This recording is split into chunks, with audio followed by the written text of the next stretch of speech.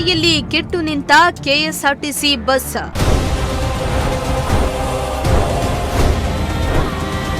Kilometre ಗಟ್ಟಲೆ traffic jam, ಸವಾರರು ಹೈರಾಣು.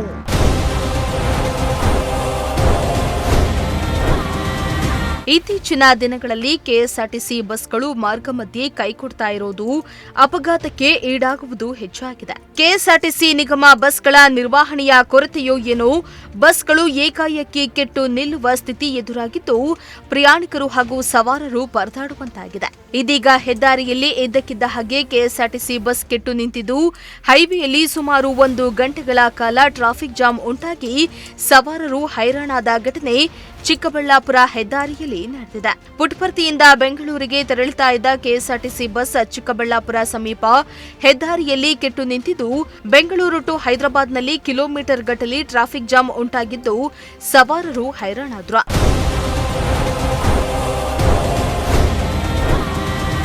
ಚಿಕ್ಕಬಳ್ಳಾಪುರ ಹೆದ್ದಾರಿಯಲ್ಲಿ ಬೆಂಗಳೂರಿಗೆ ಹೋಗ್ತಾ ಇದ್ದ ಕೆಎಸ್ಆರ್ಟಿಸಿ ಬಸ್ ಒಂದು ಮಾರ್ಗ ಮಧ್ಯೆ ಕೆಟ್ಟು ನಿಂತಿದ್ದು ಚಿಕ್ಕಬಳ್ಳಾಪುರದ ಚದಲಪುರ ಗೇಟ್ನಿಂದ ನಾಗಾರ್ಜುನ ಕಾಲೇಜ್ವರೆಗೂ ಕಿಲೋಮೀಟರ್ ಗಟ್ಟಲೆ ಟ್ರಾಫಿಕ್ ಜಾಮ್ ಉಂಟಾಯಿತು. ಒಂದ್ ಕಡೆ ಬಸ್ ಕೆಟ್ಟು ಹೋಗಿದ್ರಿಂದ ಪ್ರಯಾಣಿಕರು ಪರದಾಡಿದ್ರೆ ಮತ್ತೊಂದು ಕಡೆ ಟ್ರಾಫಿಕ್ ಜಾಮ್ ಉಂಟಾಗಿದ್ರಿಂದ ಸವಾರರು ಕೂಡ ಟ್ರಾಫಿಕ್ನಲ್ಲಿ ಸಿಲುಕಿ ಪರದಾಡುವಂತಾಯಿತು. ಇನ್ನು ರಾಷ್ಟ್ರೀಯ ಹೆದ್ದಾರಿ ಕಾಮಗಾರಿ ನಡೀತಾ ಇರುವುದರಿಂದ ಹೆದ್ದಾರಿ ಕಿರಿದಾಗಿದ್ದು ವಾಹನಗಳು ಕಿಲೋಮೀಟರ್ ಗಟ್ಟಲೆ ಸಾಲುಗಟ್ಟಿ ನಿಲ್ಲುವಂತಹ ಸ್ಥಿತಿ ಕೂಡ ಎದುರಾಯಿತು.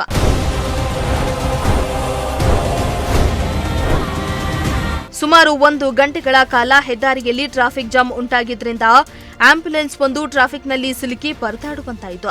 ಅಲ್ಲದೆ ದೂರದ ಊರುಗಳಿಗೆ ಹಾಗೂ ಕೆಲಸಗಳಿಗೆ ಹೋಗಲು ಜನರು ಸಂಕಷ್ಟ ಪಡುವಂತಾಯಿತು.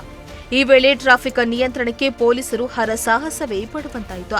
ಇನ್ನಾದರೂ ಸಾರಿಗೆ ಇಲಾಖೆ ಎಚ್ಚೆತ್ತು ಕೆಎಸ್ಆರ್ಟಿಸಿ ಬಸ್ಗಳನ್ನು ಸರಿಯಾಗಿ ನಿರ್ವಹಣೆ ಮಾಡುವ ಮೂಲಕ ಬಸ್ಗಳು ಮಾರ್ಗ ಮಧ್ಯೆ ಕೆಟ್ಟು ಹೋಗದಂತೆ ಕಾಪಾಡಿಕೊಳ್ಳಬೇಕಾಗಿದೆ. ಮೋಹನ್ ಕುಮಾರ್, ಪ್ರಜಾಶಕ್ತಿ ಟಿವಿ, ಚಿಕ್ಕಬಳ್ಳಾಪುರ.